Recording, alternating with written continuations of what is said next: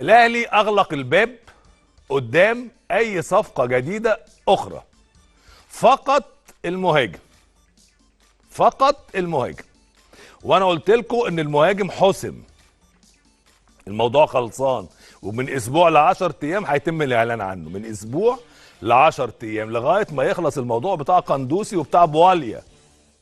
خد بالك والتر بواليا برضو ده قصه تانية، عايز يمشي ببلاش، وفي كلام انه هيروح الزمالك، فالاهلي هيقفل الباب ده وهيتباع بيع وشراء. عاجبك تتباع بيع وشراء اهلا وسهلا، وجاي له عروض منهم الجونه مثلا.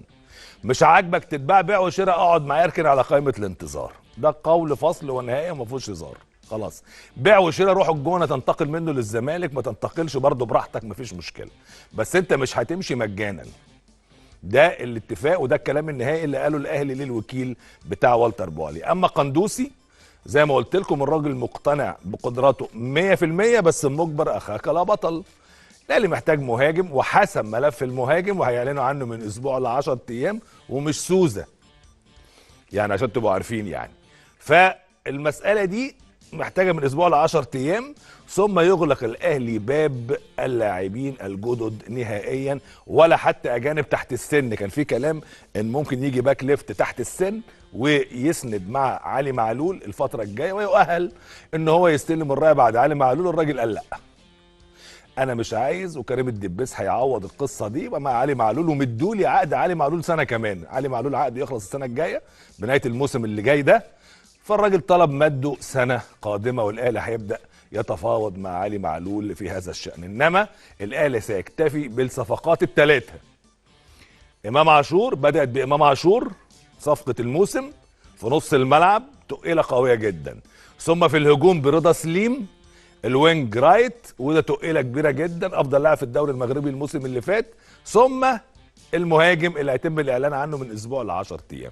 ثم يغلق الباب، ولا محلي ولا اجنبي ولا من بره ولا من جوه، قضي الامر نهائيا.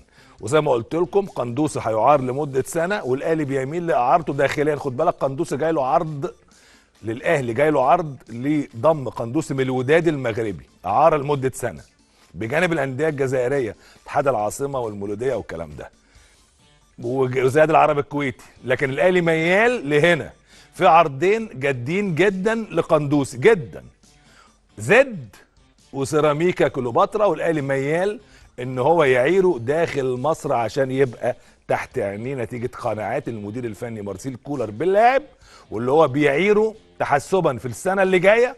لعيب زي ديانج بقى يجي له عرض كبير يمشي، فكره بقى انه بيرستاو يجي له عرض كبير يمشي، فالاهلي يعوض بفلان، يبقى جرب رضا سليم تالق فممكن تمشي بيرستاو تكسب فيه. وعلى فكره بيرستاو باقي في عقده سنتين مش سنه، يعني لسه باقي في عقد بيرستاو، كان ماضي 4 سنين، دي السنه الثانيه اللي خلصت دي، باقي له سنتين كمان في عقده، والراجل كان طالب مد عقده سنه. انما الاهلي سيكتفي بالصفقات الثلاثه. امام عاشور، بدات بامام عاشور صفقه الموسم في نص الملعب، تقيله قويه جدا. خليني اقول لكم الصدمه الثانيه. كلنا عارفين ان نادي الزمالك عنده ازمه كبيره جدا بسبب الحجز على الحسابات من السيد ممدوح عباس رئيس النادي الاسبق. ومفيش مره اي حد في الزمالك بيتكلم الا لما بيرتكن على ان الحجز بتاع الاستاذ ممدوح عباس مأثر تماما على سداد المرتبات، سداد فلوس اللعيبه، فلوس اشمبونج، فلوس سبورتنج لشبونه، كل الكلام اللي بيتقال ده. لكن لما نتفاجئ وفق بيان رسمي صادر النهارده من الدكتور كمال شعيب المحامي المسؤول عن القضايا دي مع الاستاذ ممدوح عباس، ان هو رافع الحجز كان على حساب واحد، ورفع الحجز من اول مايو،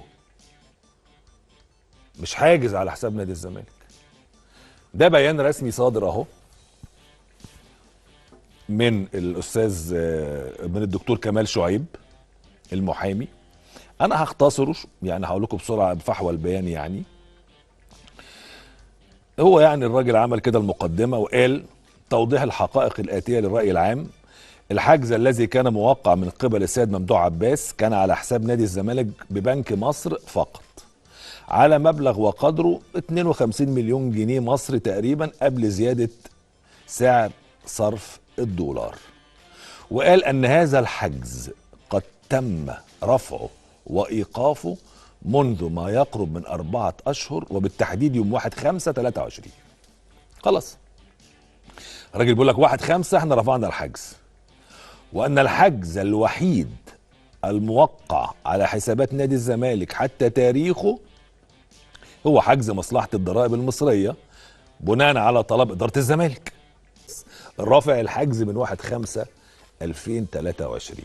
احنا دلوقتي في شهر 8، انت بتتكلم تقريبا في اكتر من 3 شهور مرفوع الحجز من ممدوح عباس. بمناسبة الزمالك بس دي عشان خاطر الحاجتين دول فيهم جديد احنا ما توقعناهوش، لا في قصة كهربا ولا في قصة السيد ممدوح عباس والحجز على أرصدة نادي الزمالك. كل واحد بقى وتخيله، في حد يبعت للضرايب يقول له تعالى احجز، ده تخيل. واحد تاني يقول لك والله كويس في الاخر دي فلوس الضرايب، كويس ان النادي بيدفعها يعني ملتزم بيها. خلاص كل واحد ليه وجهة نظره يعني. لكن نادي الزمالك الآن يحتاج للتكاتف لحل أزمته. الزمالك عنده أزمة قيد، ودي حاجة مش سهلة وفلوس لازم تدفع. لغاية 15/9 اتحاد الكرة بيحاول وبيقاوم ومد فترة القيد شوية علشان خاطر يدي للزمالك فرصة لسداد الديون. القيد بتاع القايمة الأولى عشان يديله الفرصة دي ماشي، لكن لازم الزمالك يكون هناك حل، لان انت لا هتعرف تجيب لعيبه ولا هتعرف تأيد ولا هتعرف تشتغل الا لما تسدد الفلوس بتاعت 3 جهات. سبورتنج لشبونه في غرامه شيكابالا، الفلوس اللي